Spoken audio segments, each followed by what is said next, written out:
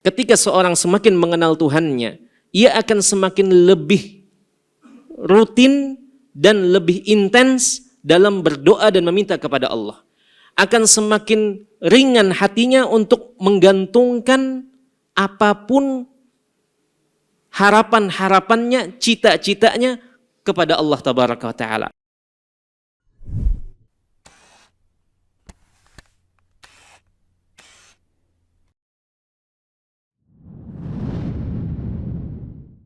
Yang berkaitan tentang Allah Tabaraka wa Ta'ala.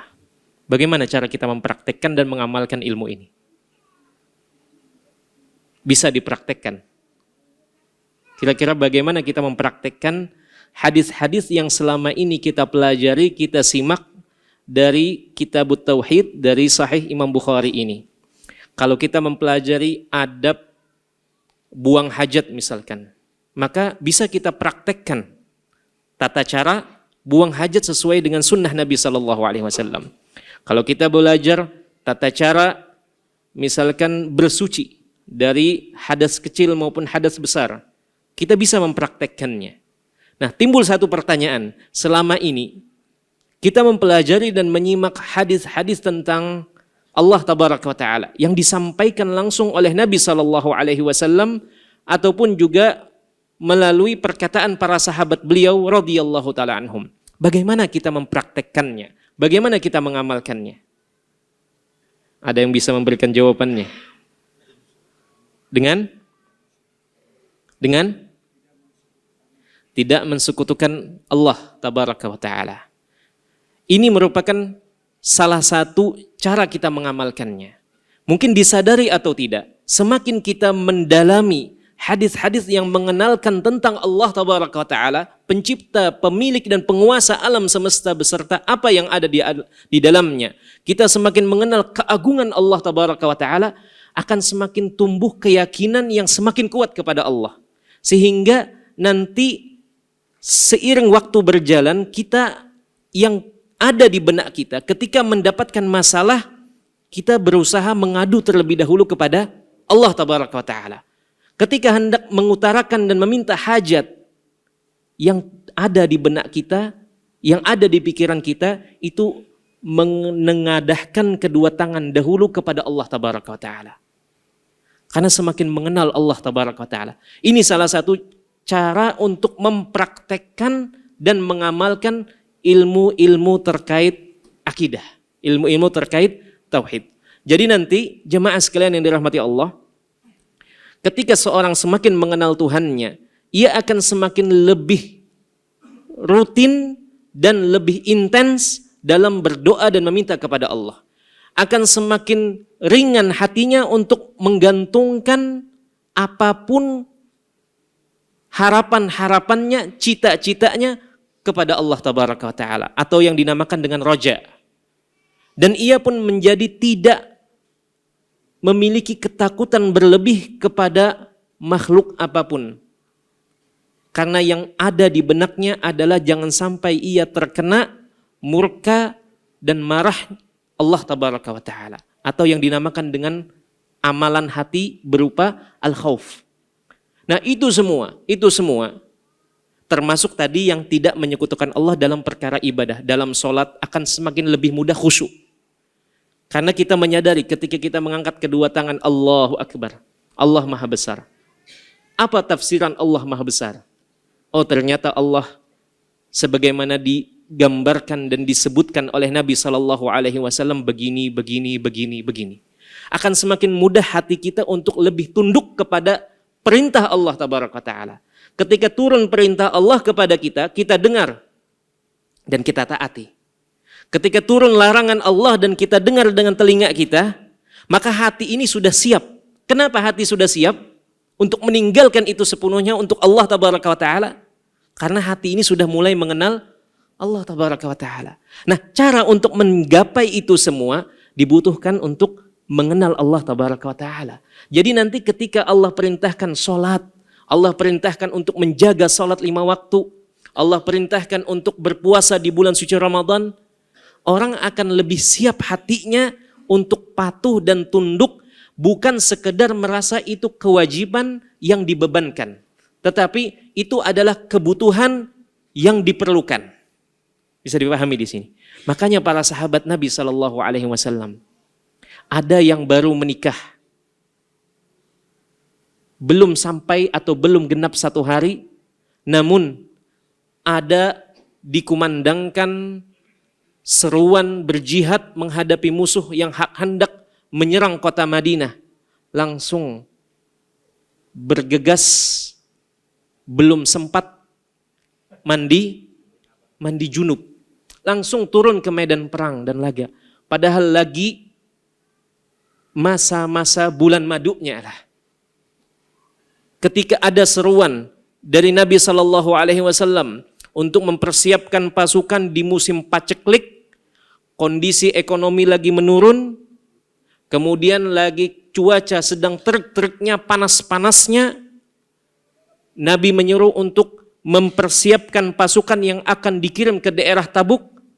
Maka Utsman radhiyallahu taala anhu menyanggupi itu semua. Ya Rasulullah, aku yang menyanggupi dan mempersiapkan perbekalan dan perlengkapan pasukan ini. Padahal pada waktu itu kondisi lagi paceklik. Kondisi ekonomi yang dirasakan oleh sebagian besar kaum muslimin itu sedang tidak baik-baik. Namun Utsman radhiyallahu taala anhu menyanggupi itu semua. Kenapa? Karena ketika tawaran itu datang dari Nabi SAW, hati ini sudah siap, yakin dengan janji-janji Allah tabaraka wa taala. Nah, itu yang sedang kita kejar dari kajian-kajian kita seperti ini. Bukan hanya sekedar wawasan, bukan hanya sekedar pengetahuan, bukan. Yang kita harapkan dari diri kita semua ini, kita sampai menjadi hamba yang hakiki. Yang setiap punya hajat mintanya sama Allah tabaraka wa taala. Yang ketika diberi amanah, baik itu pekerjaan, baik itu amanah untuk mendidik dan membimbing istri kita, anak-anak kita, dan yang lain-lain, kita tunaikan dengan perasaan diawasi sama Allah tabaraka wa taala. Diketahui oleh orang lain atau tidak, kita melaksanakannya dengan sebaik-baiknya. Nah, itu yang kita kejar. Untuk mendapatkan itu, jalannya dengan mengenal Allah tabaraka wa taala. Makanya pesan Nabi SAW kepada seorang pemuda yang juga sepupu beliau, Ibnu Abbas radhiyallahu taala anhu. Apa kata beliau? Ihfazillah yahfazka. Jagalah Allah, maka Allah akan menjagamu. Baik, jemaah sekalian yang dirahmati Allah, itu mungkin sekedar untuk mengingatkan kembali tentang tujuan kita menuntut ilmu agar kita ini semakin mengenal Allah tabaraka taala. Karena kalau seorang hamba sudah betul-betul mengenal Allah Tuhannya, maka ia akan dapati hal-hal yang menjadikannya sebagai seorang hamba yang paling berbahagia di dunia dan di akhirat.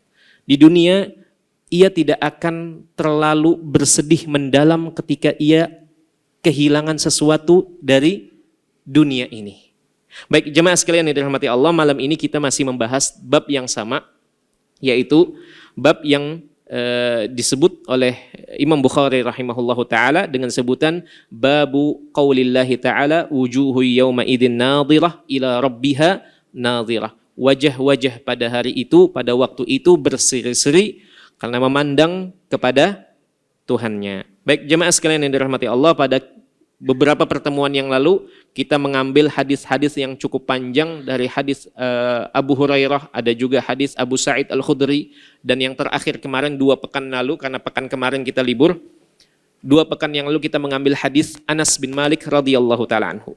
Baik, kita lanjutkan hadis yang berikutnya. Ulun bacakan dahulu hadisnya.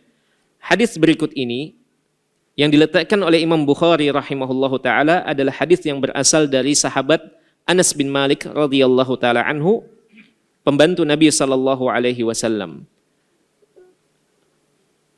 An Anas ibn Malik radhiyallahu taala anhu anna Rasulullah sallallahu alaihi wasallam arsala ilal ansari. Dari Anas bin Malik radhiyallahu taala anhu, ia menuturkan bahwasanya Rasulullah sallallahu alaihi wasallam mengutus seorang utusan untuk mengumpulkan kaum Ansar. Fajama'ahum fi qubbatin. Kemudian Nabi sallallahu alaihi wasallam mengumpulkan seluruh kaum Ansar di bawah tenda. Fi qubbatin itu sesuatu yang beratap. Disebutkan oleh para ulama yang menjelaskan, menerangkan hadis ini, maksudnya adalah kubbah itu sesuatu yang beratap, dan atapnya ini disebutkan terbuat dari kulit hewan, entah itu kulit sapi atau kulit onta atau kulit kambing. Yang jelas disebutkan di sini fi qubbatin min adam. Jadi tenda yang sesuatu yang menaungi bawahnya dan terbuat dari kulit hewan. Nabi SAW mengirim utusannya untuk menyeru dan mengundang seluruh kaum Ansar untuk berkumpul di tempat tersebut. Fajama'ahum fi qubbatin. Nabi SAW mengumpulkan kaum Ansar seluruhnya, wa qala lahum. Kemudian Nabi SAW menyampaikan kepada mereka, isbiru hatta talqallaha wa rasulah. Nabi berpesan kepada kaum Ansar secara khusus. Kata Nabi SAW, isbiru, bersabarlah kalian sampai kalian berjumpa dengan Allah dan Rasulnya. Fa inni 'alal haudi, karena sesungguhnya aku menunggu kalian di atas telaga, Baik, jemaah sekalian yang dirahmati Allah.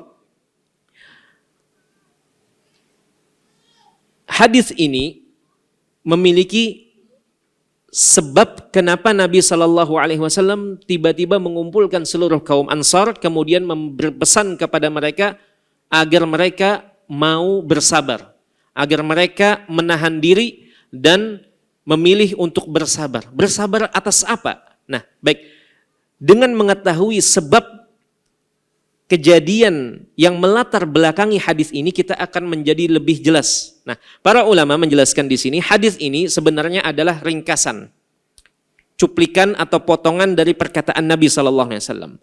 Jadi ceritanya itu atau awalnya itu adalah setelah peperangan yang dimenangkan oleh kaum muslimin, kemudian datang harta rampasan perang yang dinamakan harta rampasan perang Hawazin. Harta rampasan perang Hawazin. Maka Nabi SAW membagi harta yang begitu banyak, yang berlimpah ruah ini, dibagi sama Nabi SAW sampai-sampai satu orang itu mendapatkan 100 onta, 100 ekor unta. Saking banyaknya harta yang datang, yang berhasil dikumpulkan setelah perang. Maka kemudian Nabi SAW membagi harta tersebut sampai tidak bersisa, sampai habis. Dibagi. Ada yang satu orang dapat 100 onta dan seterusnya. Tetapi yang dibagi sama Nabi SAW ini, yang diberikan oleh Nabi SAW ini adalah orang-orang Quraisy. Orang-orang Quraisy. Sementara kaum Ansar yang mereka ini juga berjuang bersama Nabi SAW, berdiri di samping Nabi SAW, menahan serangan dan gempuran sampai kemudian kaum muslimin memenangkan pertempuran tersebut, sama sekali satu orang pun tidak mendapatkan bagian dari harta ini. Bisa dipahami? Itu sebabnya. Maka kemudian selesai dibagi, bubarlah semua. Kemudian ada sampai berita kepada Nabi SAW, ada sebagian dari kalangan Ansar, oknum lah istilahnya ya, oknum yang mengatakan begini, yaghfirullahu li rasulillahi sallallahu alaihi wasallam yu'ti Quraisyan wa yatrukuna.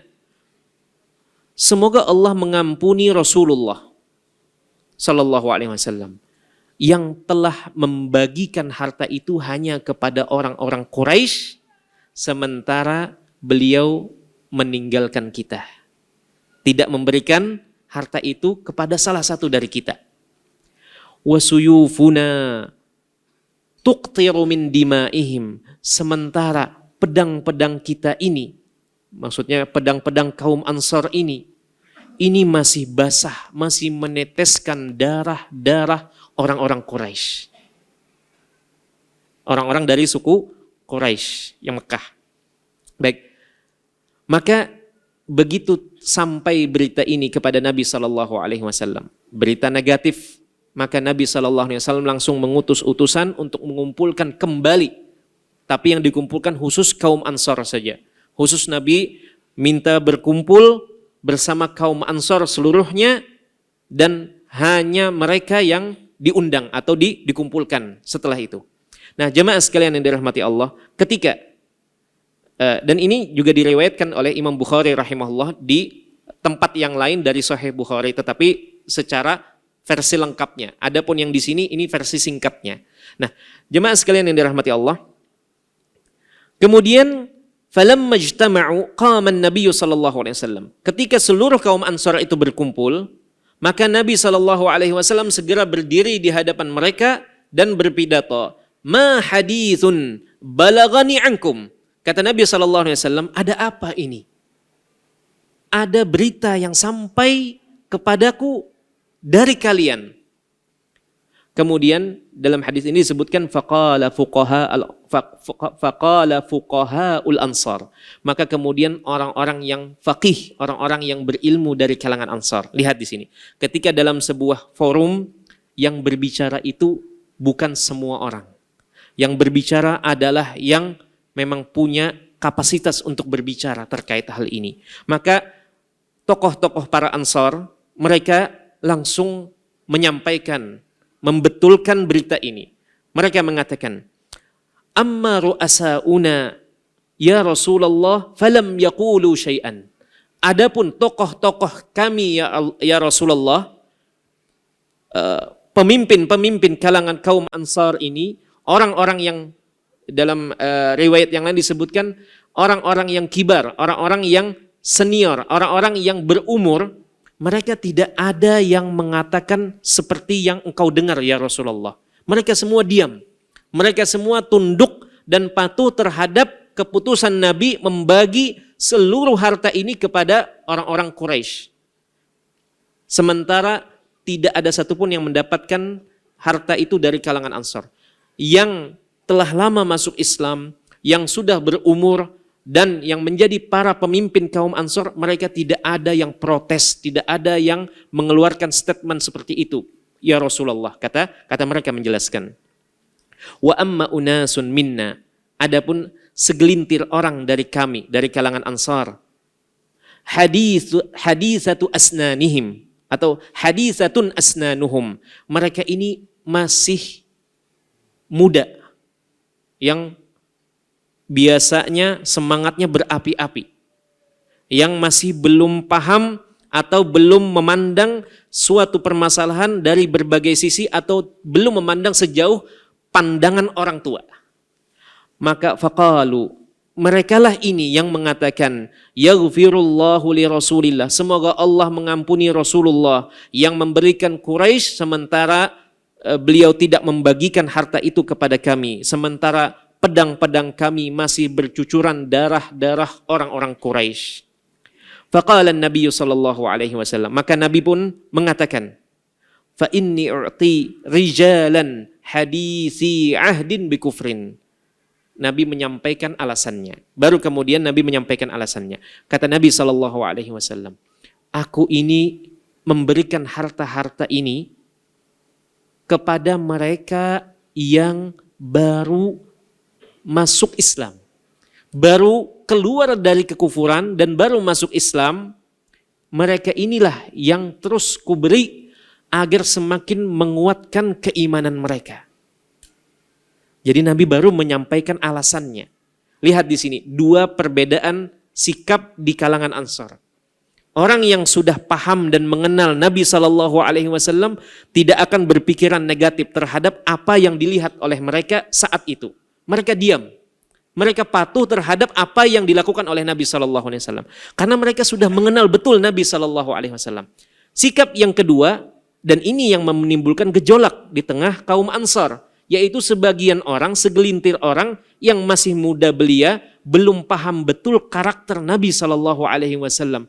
Dan Nabi tidak mungkin di sini membeda-bedakan, kecuali Nabi memandang ada hal yang perlu dilakukan oleh beliau. Dan ini bukan berdasarkan hawa nafsu beliau, bukan berdasarkan kesukuan beliau. Karena Nabi Muhammad berasal dari mana?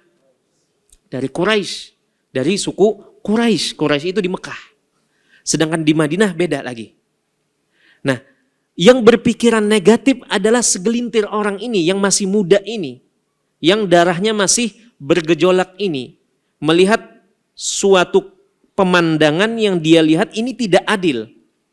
Kita berperang bersama Nabi SAW sebagaimana orang-orang Quraisy ini juga ikut berperang, tahu-tahu hanya dikasihkan kepada mereka saja. Adapun yang sudah mengenal Nabi SAW dari pemimpin kaum Ansar, dari orang-orang tua kaum Ansar, mereka diam, tidak berpikiran negatif. Baik, jemaah sekalian yang dirahmati Allah, kemudian Nabi mengutarakan bahwasanya beliau melakukan itu semua ata'allafuhum, aku mengambil hati mereka, orang-orang yang baru masuk ke dalam Islam. Kemudian Nabi mengingatkan para Ansar ini dengan perkataan yang sangat indah yang disebutkan di situ sampai-sampai kaum Ansar seluruhnya, yang muda-muda tadi itu saja sampai menyesal dan meneteskan air mata, apalagi yang tuanya, apalagi kaum tuanya. Kata Nabi SAW, "Ama tardawna ayyadhhaban nasu bil amwal wa tadhhabuna bin nabiy sallallahu alaihi wasallam ila rihalikum." Apakah kalian tidak ridha jika orang-orang dibiarkan membawa pulang harta-harta tersebut, sementara kalian membawa pulang Rasulullah sallallahu alaihi wasallam ke pemukiman kalian? Mana yang kalian pilih? Memilih harta yang bersifat sementara itu, ataukah kalian memilih Nabi SAW tinggal di tengah-tengah kalian, tinggal bersama kalian, setiap hari kalian berjumpa dengan Nabi SAW? Maka mereka menjawab, atau Nabi SAW mengatakan, "Fawallahi, demi Allah, apa yang kalian bawa pulang itu jauh lebih baik daripada apa yang mereka bawa pulang." Kemudian mereka mengatakan, qalu, "Ya Rasulullah, qad radina." Ya Rasulullah, kami telah ridha. Kami betul-betul ridha dan nerima. Biar saja orang-orang membawa pulang harta dan uang, tapi kami membawa pulang engkau bersama kami ya Rasulullah. Baik, jemaah sekalian yang dirahmati Allah. Kemudian Nabi SAW menyampaikan pesan beliau tadi yang dibacakan di awal tadi. Isbiru, bersabarlah kalian. Bersabarlah kalian sampai kalian bertemu Allah dan Rasulnya, dan aku menunggu kalian semua. Dan ini Nabi menyampaikannya kepada kaum Ansar. Aku menunggu kalian semua di telaga. Baik, jemaah sekalian yang dirahmati Allah. Bentuk pendalilan yang hendak diangkat oleh Imam Bukhari rahimahullahu taala di sini adalah terkait perkataan Nabi SAW, hatta talqau, sampai kalian berjumpa dengan Allah dan Rasulnya. Maksudnya di akhirat. Dan perjumpaan itu, kata para ulama, perjumpaan dengan Allah di akhirat itu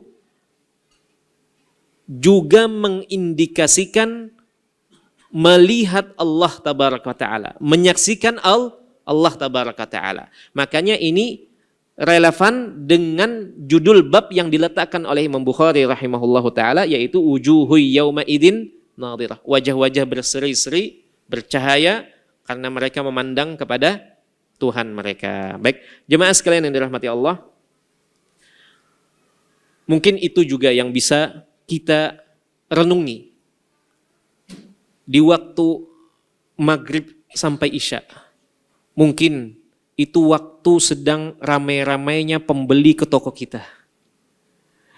Namun satu pekan satu kali, satu pekan dua kali, kita biarkan itu semua dan kita memilih apa yang ditinggalkan oleh Nabi SAW. Fa innal anbiya lam yuwarrithu dinaran wala dirhaman. Para nabi itu tidak meninggalkan dan tidak mewariskan dinar ataupun dirham. Yang mereka wariskan adalah ilmu. Ilmu tentang apa? Yang paling utama, yang paling teratas adalah ilmu untuk mengenal Allah tabaraka ta'ala. Kalau kita sibuk-sibuk dan kesibukan-kesibukan kita tidak ada habisnya. Kesibukan itu tidak ada habisnya. Harus ada dikhususkan waktu tertentu untuk kita mau paksakan diri kita untuk duduk dan hadir. Begitu juga ibu-ibu di rumah. Kesibukan ibu-ibu itu tidak ada habisnya. Baru selesai membersihkan kamar ini, nanti ada lagi. Nanti mau ini, ada lagi kesibukannya. Sehingga kalau menuruti kesibukan itu, maka tidak ada waktu untuk bermajelis ilmu. Sedangkan kita ini, sebagaimana kata Ibnu Qayyim rahimahullahu ta'ala, kita ini lebih butuh kepada ilmu daripada kita butuh makan dan minum. Artinya kita lebih butuh kepada ilmu itu. Kenapa? Karena inilah yang menggerakkan seseorang untuk terus semangat dalam beribadah. Kalau seorang penggeraknya ini, suplemennya ini, itu kurang, maka nanti dia akan beribadah ala kadarnya, sekedarnya. Akan beribadah sekedarnya. Baik jemaah sekalian yang dirahmati Allah, sementara kita ingin meniru orang-orang soleh zaman dahulu. Mereka sanggup sholat malam sampai kedua kakinya bengkak. Ada yang sholat dalam kondisi menahan panah yang menancap dan menghujam di tubuhnya, kemudian sholat 2 rakaat dan dicabut tanpa dia merasa kesakitan karena sedang khusyuk dan saking menikmati sholat itu.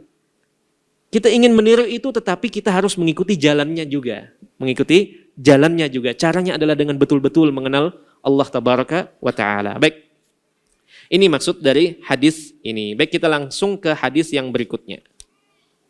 Baik, hadis yang berikutnya, jemaah sekalian yang dirahmati Allah, adalah hadis yang sebenarnya sudah pernah diangkat oleh Imam Bukhari rahimahullahu ta'ala dan disebutkan oleh beliau pada salah satu bab yang terdahulu. Baik, bunyinya seperti ini, atau dari Ibnu Abbas, an Ibni Abbasin radhiyallahu ta'ala anhuma. Dari Ibnu Abbas radhiyallahu ta'ala anhuma, qala, beliau menuturkan, kana an-nabiy sallallahu alaihi wasallam idza tahajjada minal laili qala.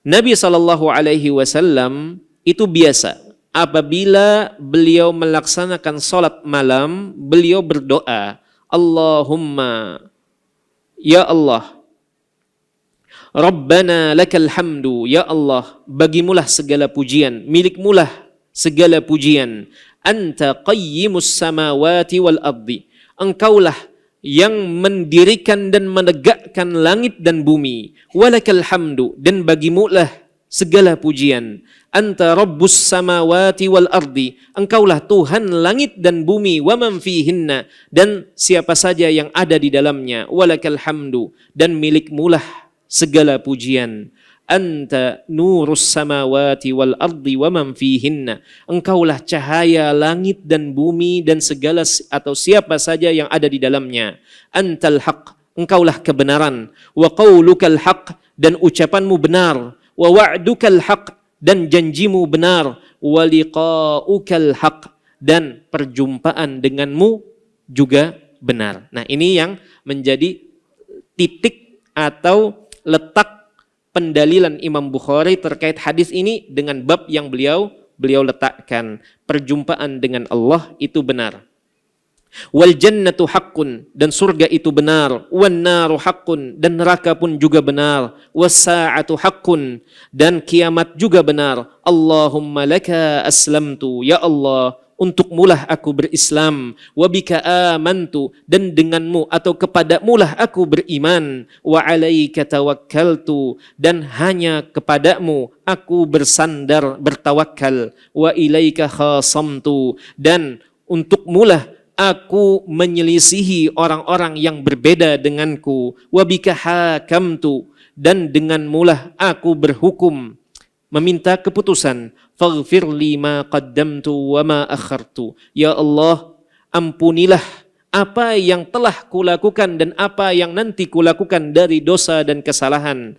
Wa asrartu wa a'lantu, baik dosa yang kusembunyikan atau kurahasiakan dari orang lain maupun dosa yang kulakukan secara terang-terangan. Wa ma anta a'lamu bihi minni, dan segala dosa dan kesalahan yang engkau lebih tahu daripada diriku sendiri. La ilaha illa anta, tidak ada ilah, tidak ada sesembahan yang benar kecuali hanya engkau. Baik, jemaah sekalian yang dirahmati Allah, hadis ini pada pertemuan sebelumnya atau beberapa bab terdahulu telah disampaikan atau diangkat. Baik, oleh karena itu kita hanya menyoroti bagian di mana Imam Bukhari meletakkan hadis ini dan mengulangnya kembali untuk memperkuat bab yang beliau letakkan, yaitu penetapan perjumpaan dengan Allah dan penetapan bahwasanya hamba-hamba Allah yang beriman akan melihat Allah nanti di akhirat. Baik, dia itu terdapat pada ucapan Nabi SAW, waliqa'ukal haq, dan perjumpaan denganmu hak.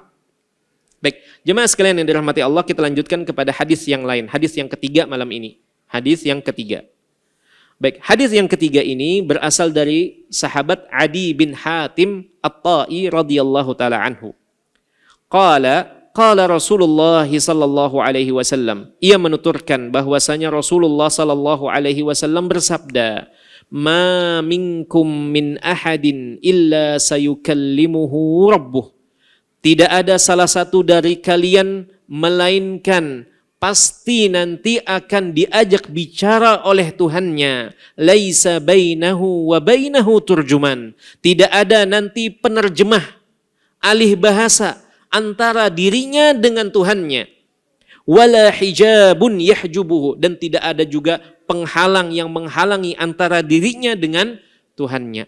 Artinya akan berhadapan langsung dengan Allah tabaraka wa ta'ala, akan melihat langsung Allah tabaraka wa ta'ala dan akan mempertanggungjawabkan apa yang selama ini dilakukan selama hidup di dunia. Baik, jemaah sekalian yang dirahmati Allah, terkait hadis ini juga merupakan cuplikan atau potongan dari hadis yang panjang dari sahabat Adi bin Hatim radhiyallahu taala anhu. Hadisnya jika direnungi akan menumbuhkan keimanan, akan menumbuhkan keyakinan kepada Allah tabaraka wa taala.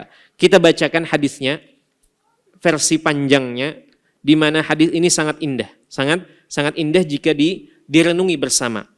Baik, secara panjang Imam Bukhari rahimahullahu taala menyebutkan dalam Sahih Bukhari, tetapi dalam bab yang lain atau dalam tempat yang lain, secara panjangnya, redaksi panjangnya atau lengkapnya, Imam Bukhari di sini menukilkan dari sahabat Adi bin Hatim ini, ia menuturkan, "Baina ana 'inda Nabi sallallahu alaihi wasallam idz atahu rajulun." Adi bin Hatim menuturkan, ketika aku sedang berada di sisi Nabi sallallahu alaihi wasallam, idz atahu rajulun. Tiba-tiba ada seorang lelaki datang menghadap Nabi sallallahu alaihi wasallam. Fasyaka ilaihil faqah. Kemudian lelaki ini datang dan mengadu kepada Nabi sallallahu alaihi wasallam tentang faqah, tentang kefakiran yang ia hadapi, tentang sempitnya rezeki yang ia jalani selama hidup. Entah itu sulitnya pekerjaan, sulitnya memenuhi kebutuhan dasar untuk menyediakan bahan makanan untuk dirinya dan keluarganya. Orang ini tiba-tiba datang kepada Nabi sallallahu alaihi wasallam kemudian mengadukan kesulitan ekonomi yang dihadapinya. Tsumma atahu akharu fasyaka ilaihi qat'as sabil. Kemudian datang lagi orang yang lain, orang yang kedua datang. Diperhatikan dan dilihat sama Adi bin Hatim ini karena dia sedang duduk di sisi Nabi sallallahu alaihi wasallam. Orang yang kedua ini datang mengadu kepada Nabi sallallahu alaihi wasallam tentang ada perampok yang biasa mencegat dan mengambil barang-barang orang yang bepergian. Kata as-sabil, kalau di kita istilahnya begal lah, atau yang semisalnya. Orang yang kedua ini mengadukan, rupanya mungkin baru saja dirampok. Baik, faqala, kemudian Nabi SAW setelah mendengarkan keluhan dari dua orang yang berbeda, artinya yang satu mengeluhkan kemiskinannya, yang satu mengeluhkan hartanya, punya harta tapi juga ada ujiannya. Yang satu ada ujiannya, yang satu juga ada ujiannya. Kemudian ada yang bertanya mungkin, ada yang terlintas, kalau begitu kenapa orang-orang yang mereka hidup di zaman Nabi SAW, mereka seakan belum siap menerima takdir baik dan buruk dari Allah Tabaraka Ta'ala, atau mereka belum sepenuhnya ridha terhadap apa yang telah Allah tetapkan atas diri mereka terkait rizki ini. Nah, jamaah sekalian yang dirahmati Allah, jangan lihat pada sahabat-sahabat ini, lihatlah kepada sahabat-sahabat yang sudah lama membersamai Nabi SAW, semisal Abu Bakar, Umar, Utsman, Ali, dan 10 sahabat yang dijanjikan surga, serta sahabat-sahabat yang lain. Kita semua, kita pun juga dalam menjalankan Islam, dalam menjalankan sunnah ini, langsung berubah, langsung bisa menjalankan 100%. Tidak kan? Kita berproses sedikit demi sedikit mengenal, sampai kemudian kita bertambah. Seiring dengan bertambahnya iman kita, bertambahnya ilmu tentang Allah Tabaraka Ta'ala, semakin bertambah baik pula kondisi seseorang. Demikianlah para sahabat Nabi SAW. Makanya tidak heran ada seorang pemuda datang kepada Nabi SAW dan minta izin. Minta izinnya bukan minta izin hal yang penting, minta izinnya hal yang konyol. Minta izin kepada Nabi SAW, ya Rasulullah, idzan li bizina. Ya Rasulullah, izinkan, aku minta izin ya Rasulullah untuk bizina. Coba bayangkan, minta izin untuk bermaksiat. Apakah orang ini belum mengucapkan 2 kalimat syahadat? Sudah, tetapi belum masuk keimanan yang sepenuhnya itu kepada hatinya. Makanya Nabi SAW memberikan respon sekira pemuda ini kemudian meninggalkan keinginan dan ambisi untuk berzina itu. Bahkan dikatakan dalam hadis tersebut, pemuda ini kemudian menjadi orang yang paling benci kepada zina setelah hasil pertemuannya dengan Nabi SAW. Dan masih banyak lagi sahabat-sahabat, kasus-kasus, ada yang mengadukan kasus rumah tangganya, ada yang mengadukan kasus ekonominya, dan seterusnya. Nah, termasuk juga hadis ini. Nabi SAW menerima itu semua dan memberikan jawaban atau respon yang sesuai dengan masing-masing orang. Kemudian Nabi SAW mengatakan kepada Adi secara khusus, ya Adi, kata Nabi SAW, hal ra'aita hirah? Apakah kamu pernah melihat langsung sebuah daerah namanya Hirah? Jadi Hirah ini, setelah ulun coba baca sedikit, ini adalah sebuah daerah di negeri Irak. Jadi letaknya cukup jauh dari kota Madinah. Jadi Nabi SAW bertanya dahulu kepada Adi, wahai Adi, kamu pernah melihat daerah Hirah yang ada di negeri Irak? Kemudian qultu, kata Adi, lam araha wa qad nubi'tu anha. Aku sama sekali belum pernah melihat atau berkunjung ke daerah itu, tetapi aku pernah diberitahu tentang daerah Hirah ini. Jadi hanya mendengar saja, hanya mendengar, tetapi berkunjung langsung dan melihat daerah ini langsung belum pernah. Kemudian Nabi SAW baru kemudian menyampaikan maksud beliau kenapa bertanya terlebih dahulu kepada Adi tentang Hirah ini, tentang kota ini. Baik, bukan tentang kotanya, tetapi tentang jarak nanti akan Nabi sampaikan di sini. Kemudian beliau mengatakan kepada Adi, fa in talat bika hayatun latarayanna adh-dha'inata tartahilu minal hirati hatta tatufa bil ka'bati. Wahai Adi, semoga nanti hidupmu panjang. Semoga nanti kamu punya umur panjang. Nanti kamu akan melihat dha'inah. Dha'inah ini adalah apa istilahnya itu, onta, zaman dahulu onta, kemudian diletakkan di atasnya kayak kelambu. Kelambu itu namanya kayak haudaj, apa sekaduk. Nah, di atas kelambu ini tentu saja yang memakai bukan kaum laki. Yang memakai biasanya di masa itu adalah kaum perempuan, para wanita. Biasanya di dalam situ kemudian tertutup sehingga tidak dilihat oleh orang yang lewat atau orang yang lalu lalang, karena itu digunakan untuk menempuh suatu perjalanan. Jadi lihat bagaimana orang-orang Arab dahulu begitu menjaga kehormatan para wanitanya.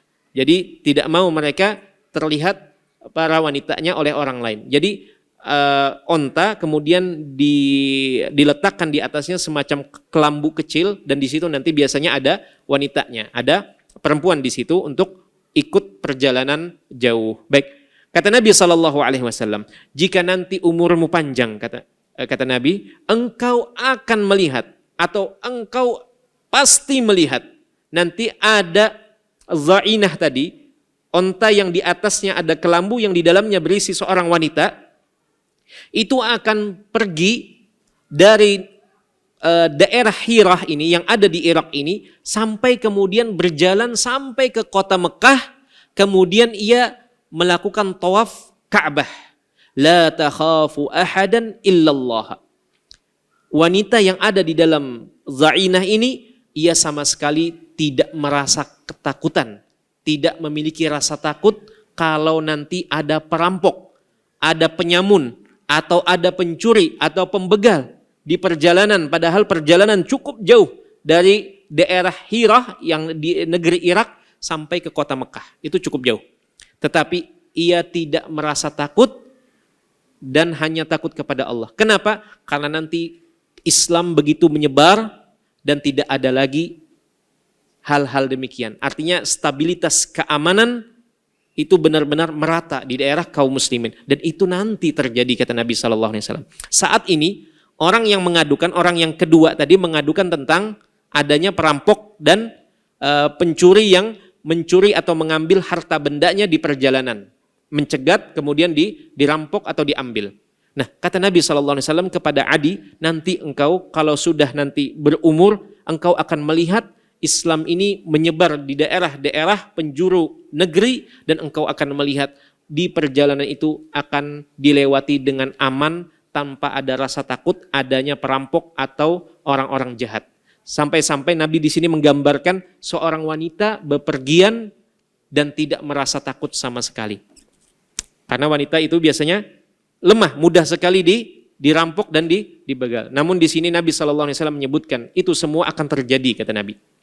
Kemudian Adi berkata dalam hati, qultu fima baini wa baina nafsi.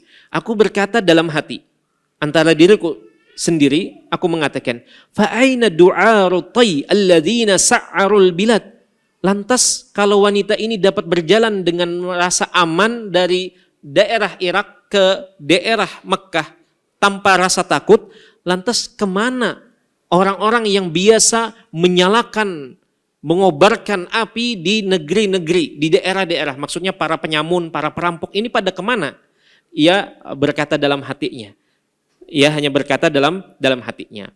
Walain, kemudian Nabi melanjutkan, walain talat bika hayatun latuftahanna kunuzu Kisra. Kata Nabi SAW, jika engkau nanti masih punya umur panjang, nanti engkau akan dapati dan saksikan bagaimana harta-harta kerajaan Kisra itu nanti akan dibawa ke kota Madinah. Itu akan gudang-gudang penyimpanan harta kerajaan Kisra akan terbuka. Artinya akan dibuka oleh dan dibebaskan oleh kaum muslimin. Qultu, kemudian aku mengatakan, aku bertanya, Kisra bin Hurmus, penguasa Persia yang kala itu di masa Nabi SAW itu ada dua negara adidaya superpower, yang satu Romawi, kerajaan Romawi, dan yang satunya adalah kerajaan Persia. Rajanya yang Persia ini adalah Kisra bin Hurmus. Jadi sampai kaget Adi ini bertanya, Kisra bin Hurmus, penguasa Persia, kerajaan Persia yang sangat besar, yang memiliki pasukan yang lebih maju daripada kaum muslimin saat ini. Nabi SAW mengatakan, Kisra bin Hurmus. Kapan itu? Ketika nanti kamu masih berumur panjang. Ketika nanti hidupmu masih panjang, engkau mendapati itu semua, peristiwa-peristiwa itu semua. Dan Nabi mengisyaratkan, Nabi sudah tiada nanti pada saat itu. Baik. Wala in talat bikal hayatu latarayanna ar-rajula yukhriju mil'a kaffihi minadh-dhahabi awil fiddati yatlubu man yaqbaluhu minhu fala yajidu ahadan yaqbaluhu minhu. Kemudian yang ketiga, kata Nabi, aku beritakan, aku kabarkan kepadamu, apabila kamu nanti diberi umur yang cukup panjang, engkau akan dapati bakal ada di antara umat ini seorang lelaki yang dia keluar rumahnya membawa mil'u kaffihi, sepenuh tangannya ini, dua telapak tangan dikumpulkan ini, dua genggam ini penuh dengan emas ataupun perak. Yatlubu man yaqbaluhu minhu. Ia mencari orang yang mau menerima zakat hartanya ini atau sedekah hartanya ini.